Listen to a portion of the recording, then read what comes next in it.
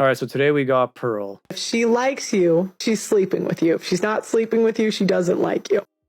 I mean, this is the objective fact that people just can't work around.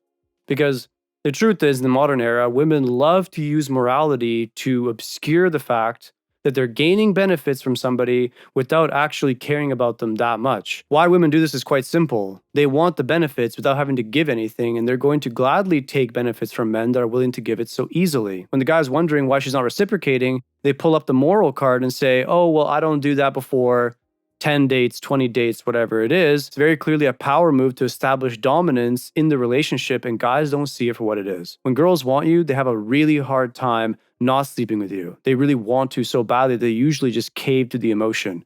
Now, obviously, girls want to be disciplined to some degree. All I'm trying to say is she's absolutely right on this point, and a lot of guys need to understand that. Now, there is a caveat with this. It's a bit nuanced when it comes to the early phases of dating because there's so much stigma around a girl jumping straight into bed with you. So even if she really wants to, she might just discipline herself to try to avoid situations for that to happen. Then again, though, this is mostly reserved for younger women, as older women have already had a few partners. So at this point, when they really like somebody, they typically tend to not waste too much time. If they try to posture too hard, A, they probably don't like you too much, or B, they have someone else on the side that they deem better than you that doesn't take them that seriously.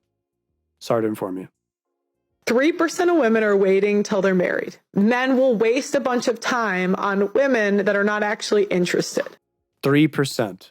Okay, it's a very, very, very small percentage of women. So if a girl randomly says to you, I'm waiting till marriage or waiting till this or trying to put some sort of boundary, chances are she's done it with someone else. She just doesn't want to do it with you. And it's not your responsibility to carry that baggage. Some guy in her past fucked her over, and now it's your job to pick up the slack, and that's not something that you should accept. What they'll do is they will put a woman on a pedestal, say she's different, special, whatever, and they will do all this work, take a woman on dates, get in full-blown relationships where the woman is not giving the man sex. The guy that knows what's going on knows that if she likes you, she's sleeping with you. 100%. And the truth about it is she will sleep with you regardless of the outcome, okay? She will cope her way through it all because all she wants is to be with you, and that's it. Most guys cannot understand this. They cope about this super hard. This is because typically they put themselves in that scenario where they waited for too long. If they look back at their situation, they'll realize, oh, my girlfriend made me wait 4 months. But it's okay because we're doing great right now. Chances are she made him wait 4 months because she had a bad experience before, and now she's using him to try to get control back. Guys are going to cope super hard because they have a massive investment in the relationship, and they don't want to think that they're not number one. I'll tell you from my own experience, guys, it's very obvious when you're number one. It's also equally as obvious when you're not number one. Also, this is exactly why you got to be careful of self-proclaimed religious women. They love to abuse this nuance because it gives them the most amount of power in every scenario to look the best while simultaneously gaining the most. So be very careful. She's not sleeping with you. She doesn't like you. The traditional conservatives say go to church and find a good woman.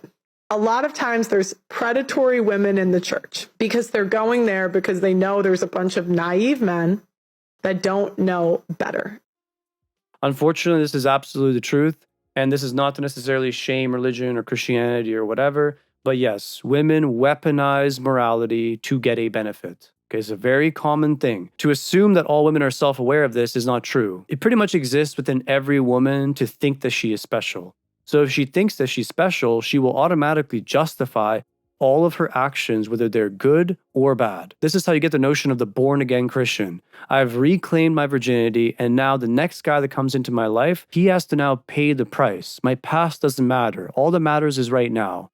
I'm sorry to tell you, you can't unknow once you know. Once you have knowledge of how the world works, you can't just go back and unknow it anymore. You can't pretend that it doesn't exist. A great example of this, metaphorically speaking, is in the movie The Matrix. Cypher betrays Neo for exactly this reason. He sees the truth for what it is, he can't handle it, he wants to go back to the Matrix, and he's willing to sell off his entire team to get that fantasy back. The truth is, he cannot get that fantasy back. He's permanently denied that fantasy. This exact reality applies to women who try to claim they're born-again Christians. You can't reclaim your virginity. You can seek repentance all you want, but you can't reclaim something that is already gone. You can always look forward to better things. You can always choose to be a good person, and that's the whole idea of redemption, or a redemption arc. At the same time, though, just because you have a redemption arc does not mean you can delete things from your past. Once that exists within you and you've allowed yourself to cross those boundaries, it will always be a potential problem in the future. And this applies to anybody. The same applies to recovering addicts. Some addicts who recover are disciplined enough to never dabble in those waters again. But it's a lifelong battle. Many of them will claim that they're still an addict,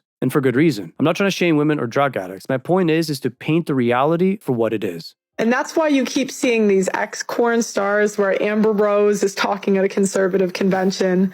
Nala is a speaker. Nala, the corn star. That's why we're even getting corn star pastors. This is one of those classic examples of the wolf in sheep's skin. Just really make sure you get to know somebody before you believe face value what they're trying to say. Most of the time, they're trying to spin a narrative that isn't real. If you like this video, like and subscribe. I know a lot of you probably have videos you want me to react to. Make sure you check out my Discord channel. I have a content request channel and you can post your clips there.